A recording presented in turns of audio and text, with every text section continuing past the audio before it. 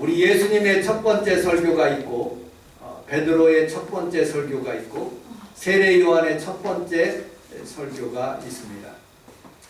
우리 김덕장 목사님이 지난 월요일 날 우리 교회에 오셔서 부흥성회를 했습니다. 김덕장 목사님이 그런 말씀이 지금도 기억납니다. 내가 원하는 육신의 장막, 내가 원하는 무슨 사업장, 내가 원하는 무엇을 하기 먼저 내 영적인 장막터가, 내 영적인 사업장이, 내 영적인 무엇들이 이루어질 때 하나님께서 복을 먼저 주신다. 그러므로 먼저 그의 나라와 그의 의를 구하라. 예배하는 일, 주일날 11시 예배하는 일, 먼저 우리 하나님 앞에 초점을 맞추고 오직 구속한 주만 보이도록 내 마음을 다하고 뜻을 다하고 성품을 다하여 우리 성도님들이 아주 일찍부터 멀리서부터 이렇게 수원에서부터 왕십리서부터 이렇게 오셔서 하나님 앞에 예배하는 그 모습, 오는 시간부터 하나님께서 우리에게 은혜를 주시고 우리에게 축복을 주시는 거예요. 아멘. 여러분들 먼저 영적인 일에 하나님 앞에 축복을 받는 귀한 성도들이 다 되시기를 주님의 이름으로 축복합니다. 아멘. 베드로는 시몬이라는 갈대와 같은 하나님과 예수님과 함께 동행했지만 자주 넘어졌어요. 그리고 또 시험을 당해서 여러 번 예수님을 배반하는 모습을 보게 됩니다. 마태복음 26장 33절 34절을 같이 한번 읽어보도록 하겠습니다. 시작. 베드로가 대답하여 이르되 모두 주를 버릴지라도 나는 결코 버리지 않겠나이다. 예수께서 이르시되 내가 진실로 너희에게 이르노니 오늘 밤 다 울기 전에 세 번 나를 버리리라. 다른 사람 다 버린다 그래도 나는 주님을 버리지 않습니다. 베드로에게 답변합니다. 너 오늘 3번 나를 부인한다. 마가복음 14장에 보면 다른 사람 다 버린다 할지라도 하나님, 나는 예수님, 주님께서 죽을지언정, 내가 죽을지언정 주님을 배반하지 않겠다고 그렇게 고백하지만 3번 부인하게 됩니다. 그리고 예수님이 십자가에서 돌아가시고 아리마대 요셉의 무덤에 있어서 그곳에서 장사 지낸 바 되었을 때 예수님께서는 그곳에 무덤의 문을 열고 부활하셨어요. 그런데 그 부활하신 예수님도 버리고 베드로는 자기 고향 갈릴리, 자기가 어부였으므로 어부일을 하러 가는 모습을 보게 됩니다. 그때 우리 주님께서 찾아가셔서 내가 나를 사랑하느냐? 예, 주님, 내가 주님을 사랑합니다. 그러면 내 양을 먹이라. 또 주님께서 물으십니다. 내가 나를 사랑하느냐? 예, 주님, 내가 주님을 사랑합니다. 내 양을 치라. 또 주님께서 물으십니다. 내가 나를 사랑하느냐? 예, 내가 주님을 사랑하는 줄 주께서 아시나이다. 내 양을 먹이라. 여러분들, 두 번째 양을 먹인다는 것은 하나님의 말씀으로 먹인다는 것이고, 두 번째 양을 치라 하는 그런 말씀은 성경에서 보니까 친다, 때린다, 양을, 성도들을 때린다 그런 의미가 아니라 take care of라고 쓰여 있어요. 잘 보호하다, 그리고 인도하다, 잘 하나님 앞에서 그렇게 믿음으로 살 수 있도록 보호하다, 그런 뜻을 가지고 있는 거예요. 이 베드로는 그렇게 주님의 사랑을 받고 하나님의 은혜 가운데 주의 성령으로 충만해지기 시작합니다. 그리고 하나님의 말씀을 증거하는데 첫 번째 설교가 오늘 설교인 거예요. 저는 어느 목사님의 간증의 책을 읽어서 제가 이렇게 프린트를 해왔습니다. 친구 목사님의 간증입니다. 지금도 마음이 울적하게 만드는 그런 간증입니다. 그 목사님의 목회가 아주 잘 되고 동료 목사님들로부터 존경받는 목사님이었습니다. 한 번은 저희 교육자들의 모임이 있었는데 솔직히 자기 심정에, 자기 가정의 이야기를 하고 싶다고 해서 목사님들에게 자기 가정의 간증을 이야기했습니다. 참 공감되는 간증이었습니다. 그에게 착한 아들 하나가 있었는데 어렸을 때부터 부모 말씀을 잘 듣고 공부도 잘하여 아주 명석했다고 합니다. 좋은 대학에 갔고 자기가 원하는 학과에 들어갔습니다. 그러다 보니 부모 마음에 그 자식을 너무너무 사랑하게 되었고 대견스럽게 생각하였다고 합니다. 그 아이가 학교에서 갔다가 돌아오면 그 얼굴만 봐도 얼마나 기쁜지 몰랐답니다. 그 아이를 위하여 무슨 일이든지 자기가 해야 되겠다는 그런 마음이 들었답니다. 그래서 때때로 교회 헌금하는 것을 조금 절약하면서 이 아이의 과외비 필요한 용돈을 충당해 주었다고 합니다. 그 정도로 자식에 대한 애착이 컸다는 말이죠. 자녀를 키우다 보면 어른들은 누구나 다 경험할 수 있는 일입니다. 사랑스럽고 흐뭇한 자식에 대한 애착이 큰 반면에 실망스럽고 솔직하게 속 썩이는 그런 자식을 보면 가슴이 아픈 것이 부모의 똑같은 심정입니다. 유별나게 이 아들에 대하여 굉장히 집착을 했기 때문에 그는 모든 일에 참 잘하여서 마음이 시원한 적이 한두 번이 아니었다고 합니다. 그런데 그가 대학에 들어가서 여름 수련회를 갔다가 물에 빠져 죽고 말았습니다. 익사하게 된 것이죠. 자식을 먼저 보내는 아버지가 어떤 심정인지 얼마나 가슴 아픈지 우리에게 잘 얘기해 주었습니다. 아들의 장례식을 치르고 난 뒤에 그 아버지는 우리 동료 목사님들에게 이렇게 얘기를 하더라고요. 하나님이 철저하게 질투하시는 하나님이시더라고요. 때로 내가 목사지만 하나님보다도 더 사랑하는 자식을 하나님보다도 더 사랑하는 자식의 마음을 하나님이 싫어했던 것 같다고 그렇게 간증하는 모습을 들었습니다. 여러분들 오직 자식 귀한 자식 하나님께서 키우시고 입히시고 먹이시는 그런 자식이지만 하나님보다도 더 사랑하지 않고 하나님 먼저 사랑하면 여러분들의 자녀에게도 좋은 일이 일어나게 해 주실 줄로 믿습니다. 아멘. 자녀보다도 더 하나님 먼저 사랑하는 귀한 성도들이 다 되시기를 주님의 이름으로 축복합니다. 아멘. 본문 38절을 같이 한번 읽어보도록 하겠습니다. 본문 38절 시작. 베드로가 이르되 너희가 위하여 각각 예수 그리스도의 이름으로 세례를 받고 제사함을 받아 그리하면 성령의 선물을 받으리라. 베드로의 첫 번째 설교는 세 대지로 여러분들과 함께 은혜를 나누도록 하겠습니다. 첫 번째 대지 회개하라.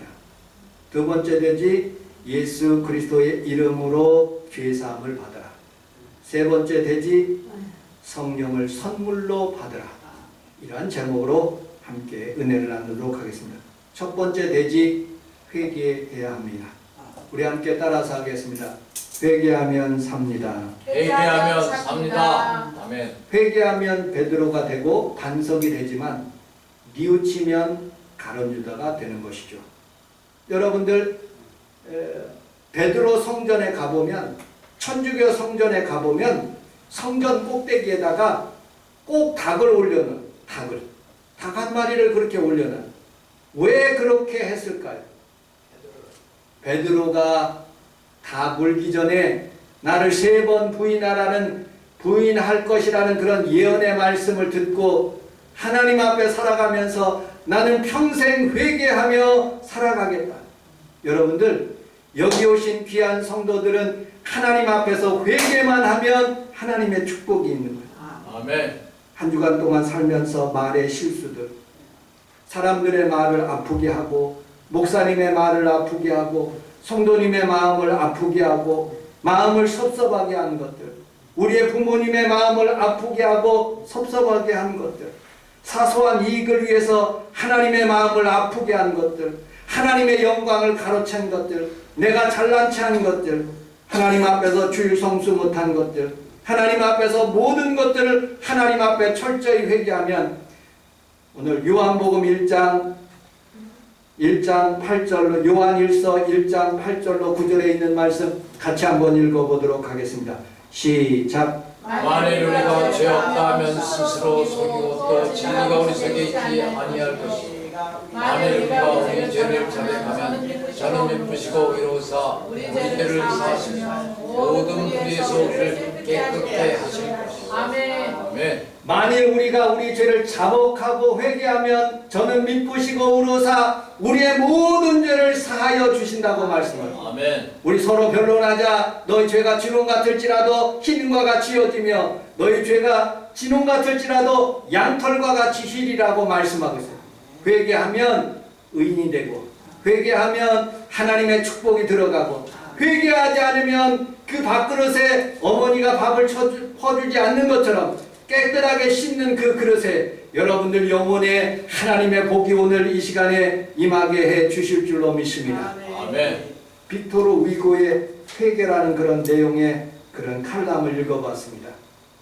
프랑스의 유명한 소설가 빅토르 위고가 있습니다. 많은 작품을 쓰고 유명해지자 방탕한 생활을 하기 시작했습니다. 술과 여자를 좋아해서 타락하기 시작됐죠. 빅토르 위고는 사랑하는 외동딸 하나가 있었습니다. 레오폴디노라는 그런 외동딸이었었는데 빅토르 위고는 그 딸아이를 무척이나 애지중지했습니다. 그런데 이 딸아이가 하루는 행방불명되었습니다. 가출해버린 거예요. 며칠이 지나도록 딸아이는 돌아오지 않았고 딸아이의 시신은 세느강변에 또 물 위에 떠오르기 시작했습니다. 아버지는 딸아이의 죽음을 애도하면서 가슴을 치며 통곡했습니다. 딸아이의 장례를 치고 집에 돌아와서 딸아이의 방에 들어가 방을 정리하는데 책상 위에 편지 하나가 있었습니다. 딸이 아버지에게 보낸 편지였습니다. 아버님께 드리는 글. 떨리는 마음으로 편지를 읽었습니다. 아버지, 이제 방탕한 생활을 청산하시고 집으로 돌아오세요. 집에는 하나님이 계시고 어머니와 제가 있잖아요. 집으로 돌아오세요. 아버지에게 인생의 전환을 시키기 위해서 제가 집을 나갑니다. 이 딸아이는 아버지의 회개를 위해서 자신의 죽음을 선택한 것입니다. 빅토르 위고는 딸아이의 죽음을 보면서 깊은 깨달음을 갖게 되었어요. 빅토르 위고는 내가 인생을 잘못 살았다. 이제 하나님의 은혜로 살아야 되겠다고 마음에 결심을 하고 회개하기 시작했습니다. 그리고 행동하기 시작했어요. 자기가 삶에 봉사하는 일에 하나님 앞에서 삶을 살아가겠다고 마음을 먹어 시정부의 사회복지국의 말단 공무원으로 취직했습니다. 그 나이 40세가 되었어요. 봉사를 열심히 했어요. 어려운 자들에게 찾아가서 상담도 해주고 도와주고 열심히 섬겼습니다. 무사람들에게 존경을 받게 됐고 그 후에 프랑스 정부가 교육부 장관까지 역임할 수 있도록 그렇게 축복하셨던 것입니다. 빅토르 위고는 그 후에 더 많은 작품을 남기게 되었는데 레미레저블, 무정과 같은 훌륭한 작품을 남기게 되었다고 말씀하고 있습니다. 여러분들, 우리는 회개하는 자들에게 베드로와 같이 빅토르 위고와 같이 여러분들 시온의 대로가 열리게 하시고 하나님의 은혜를 더하여 주시는 것을 믿으시기를 주님의 이름으로 축복합니다. 아멘. 두 번째, 오늘 38절을 같이 한번 읽어보도록 하겠습니다. 38절 시작. 베드로와 이르되 너희가 회개하여 각각 예수 그리스도 이름으로 세례를 받고 죄사함을 받으라. 그리하면 성령의 선물을 받으리라. 아멘. 예수 그리스도의 이름으로 세례를 받고 죄사함을 받으라. 베드로의 두 번째 대지의 설교입니다. 이 설교는 세례 요한의 설교와 거의 비슷합니다. 마가복음 1장 4절에 보면 세례 요한이 광야에 이르러 죄사함을 받게 하는 회개의 세례를 전파하니라고 말씀하고 있습니다. 베드로가 하나님 앞에서 회개의 설교를 한 그런 이유가 무엇일까요? 그는 하나님 앞에서 살아가면서 예수님에 대한 그런 범죄의 사실을 늘 그렇게 회개했던 모습을 보게 됩니다.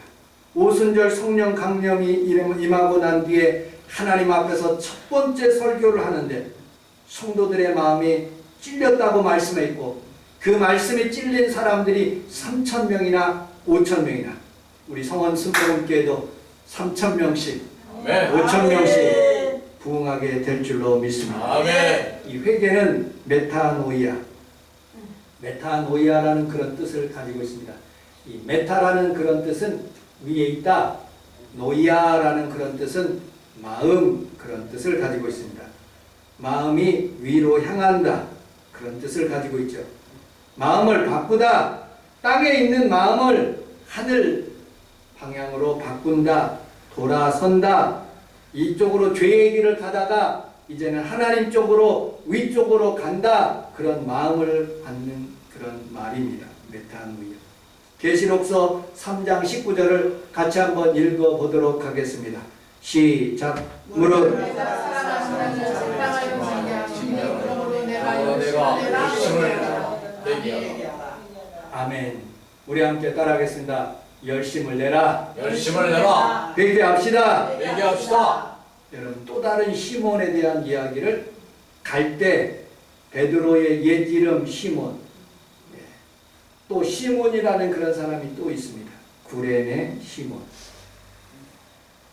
예수님이 십자가를 지고 14번이나 꺾어지면서 무릎이 꺾어지고 쓰러져 있는 그런 상태, 마침 지나는 구레네 시몬이라는, 구레네에 사는 그런 시몬이라는 사람이 그 길을 지나갔어요.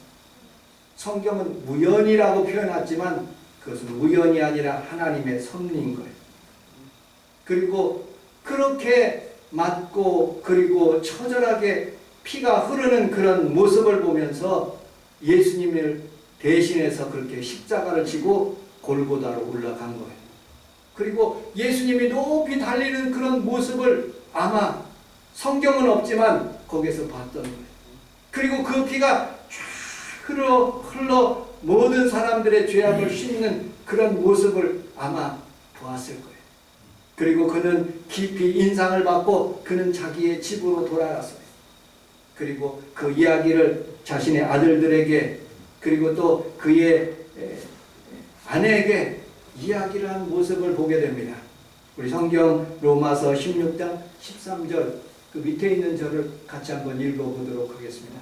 시작. 주 안에서 택하심을 입은 루포와 그 어머니에게 문안하라. 그 어머니는 곧 그의 사도 바울의 어머니라고 생각하는 이 사람은 루포의 어머니, 구레네 시몬의 어머니. 얼마나 하나님 앞에서 신앙생활을 열심히 했으면 구레네 시몬의 아내가 사도 바울의 어머니라고, 영적인 어머니라고 표현하고 있습니다. 우리 마가복음 15장 21절을 같이 한번 읽어보도록 하겠습니다.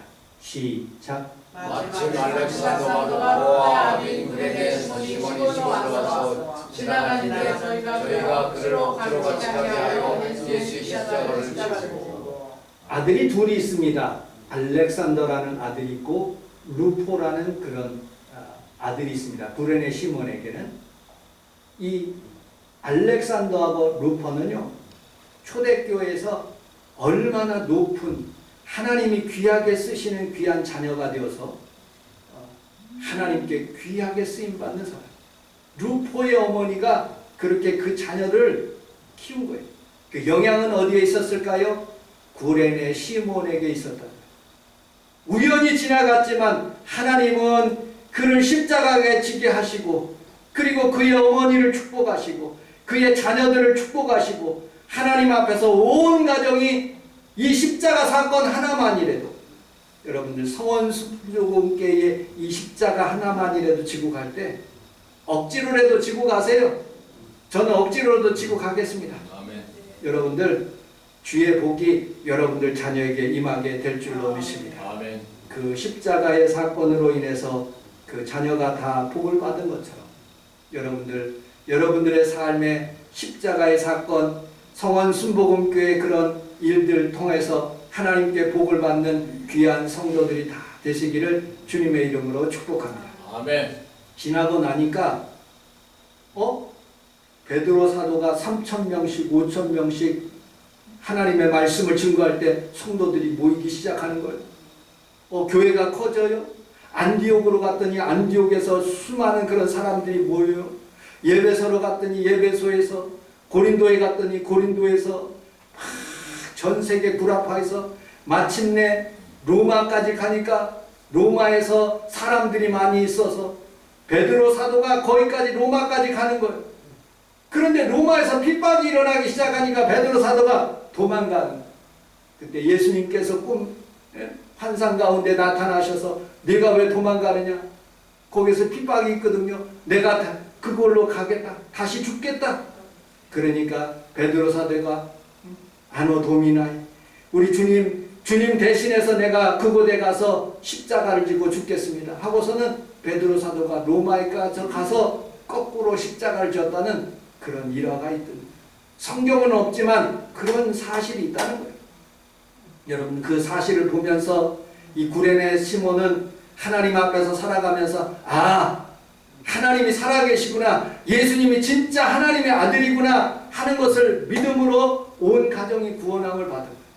이 복음이 여러분들의 가정에도 임하고 놀라우신 하나님의 은혜가 여러분들 삶 가운데 일어나기를 주님의 이름으로 축복합니다. 아멘.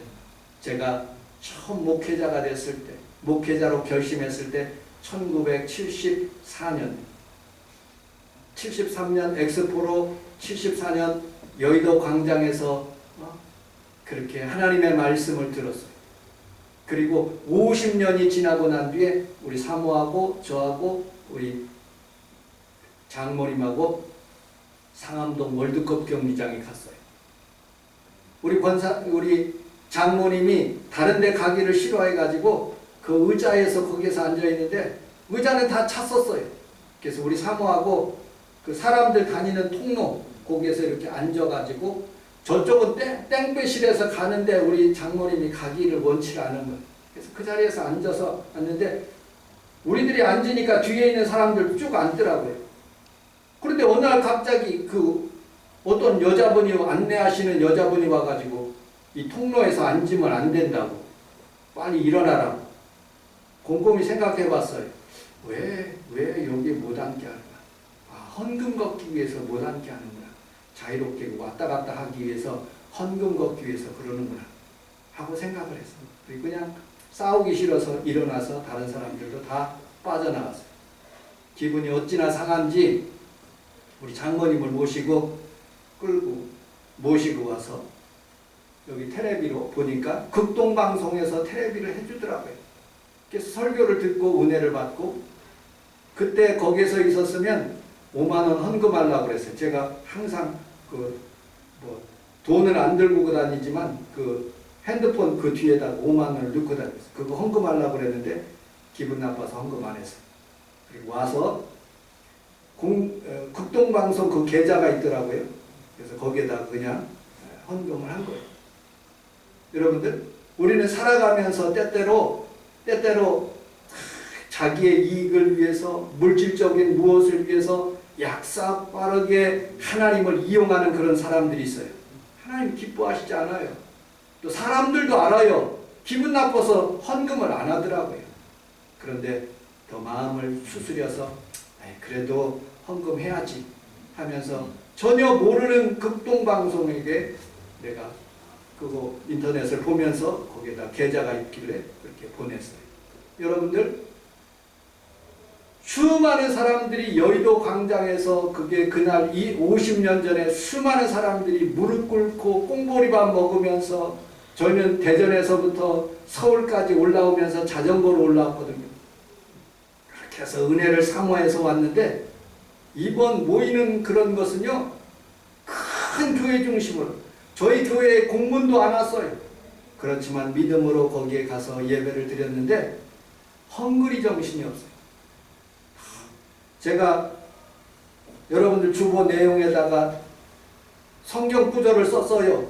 왜 썼는지 아십니까? 여러분들 집에 가서 하나님의 말씀을 찾아보면서 성경 구절을 다 적어보라고 쓴 거예요. 교회가 점점점 오후 예배도 없어지고 구역 예배도 없어지고, 그리고 하나님 앞에서 예배 드리는 습관이 점점점 죽어지는 모습을 보면서 마음이 생명이 아팠어요. 여러분들, 하나님에 대한 열심을 더 내시기를 주님의 이름으로 축복합니다. 아멘. 세상이 어두워질수록 우리 그리스도인들은 어둡게 살면 안 됩니다. 세상이 어두우면 어두울수록 더 작은 불꽃 하나라도 하나님의 세상을 위해서 밝힐 수 있는 귀한 성도들이 다 되시기를 주님의 이름으로 축복합니다. 아멘. 세상이 더럽다 할지라도 여러분들 내가 스스로 더러워지지 않고 작은 소금 하나가 되어서 이 썩어가는 세상에 방부제 역할을 하는 귀한 성원순복음교회 식구들이 다 되시기를 주님의 이름으로 축복합니다. 아멘. 세 번째 마지막으로 38절을 같이 한번 큰 목소리로 읽도록 하겠습니다. 시작. 베드로가 이르되 너희가 회개하여 각각 예수 그리스도 이름으로 세례를 받고 죄사함을 받으라. 그리하면 성령의 영을 받으리니. 아멘. 좌우에 있는 분하고 그렇게 인사하겠습니다. 성령의 선물을 받읍시다. 성령의 선물을 받읍시다. 아멘. 흔들리는 갈대가 아니라 이제는 반석의 베드로가 하나님의 말씀을 증거하는 성령 충만한 주의 종이 되었습니다. 여러분들, 종교 지도자들이 무슨 권세로 이 일을 행하느냐 하고 성경은 이렇게 묻습니다. 그때 답변은 두 가지로 베드로가 이렇게 답변합니다. 우리 8절, 9절, 10절까지 읽어보도록 하겠습니다. 시작. 예, 베드로가 성령이 충만하였는데 백성이 걸들과 당하더라. 많은 병자에게 행한 착한 일에 대하여 이 사람이 어떻게 벌을 받았느냐고 오늘 우리에게 질문하시면 너희와 모든 이스라엘 백성들은 알라. 너희가 십자가에 못 박고 하나님이 죽은 자 가운데서 살리신 나사렛 예수 그리스도 이름으로 이 사람이 건강하게 되었습니다. 아멘. 하나님의 말씀에 성령에 충만하여서 베드로가 담대하게, 너 무슨 권세로 그렇게 하느냐? 성령에 충만해서 나사렛 예수 그리스도의 이름의 권세로 내가 그렇게 한다고 고백한 것처럼 여러분들의 삶도 성령에 충만해지면, 여러분들의 삶 가운데 성령에 충만해지면 예수 그리스도의 이름의 권세가 나타나게 될 줄로 믿습니다. 아멘. 베드로전서 2장 5절을 같이 한번 읽어보도록 하겠습니다. 2장 5절 시작. 너희도 산돌같이 신령한 증거를 가지고 예수 그리스도로 말미암아 하나님이 되게 받으신 신령한 제사를 거룩한 제사를 아멘. 산돌, 예수님을 산돌 모퉁이 돌이라고 말씀합니다. 예수님께서 베드로에게 반석이라고 말씀하셨어요.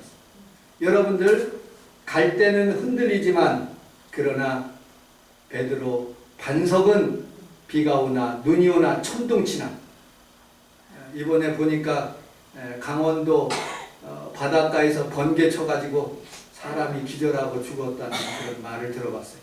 아무리 번개 치고 태풍이 올지라도 우리 주님께서 반석 되시고 안전한 항구 되심으로 우리를 붙잡아 주시고 인도하시는 줄로 믿습니다. 아멘. 베드로는 무식한 사람입니다.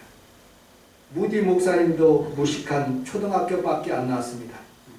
조영기 목사님도 훌륭한 대학 안 나왔지만 하나님의 영이 함께 하시면, 여러분들과 제가 하나님의 성령으로 충만하시면 우리 교회가 부흥되게 될 줄로 믿습니다. 아멘. 좋은 일이 일어나게 될 줄로 믿습니다. 우리 예배소서 5장 16절로 19절에 있는 말씀을 읽고 말씀을 마치도록 하겠습니다. 시작. 세월을 아끼라 때가 아니라 그러므로 어리석은 자가 되지 말고 오직 주의 뜻이 무엇인가이야. 술 취하지 말라. 이는 방탕한 것이니 오직 성령으로 충만함을 받아라. 아멘. 우리 함께 따라서 하겠습니다. 세월을 아낍시다. 세월을 아낍시다. 여러분들, 재테크보다도 더 귀한 것이 시테크예요. 세월을 아끼는 거예요. 점점점 여러분들 더워지고 있고, 전쟁 가운데 있고, 지진 가운데 있고, 험악한 세월이 다가올 거예요. 이때 우리는 좀 더 깨어서 성령 충만하여 하나님 앞에, 여러분들이 깨어 있어 성령 충만하여 하나님 앞에 귀하게 쓰임받는 귀한 자녀가 다 되시기를 주님의 이름으로 축복합니다. 아멘. 기도하겠습니다. 하나님 아버지, 고맙습니다. 베드로가 흔들리는 사람이었지만 그러나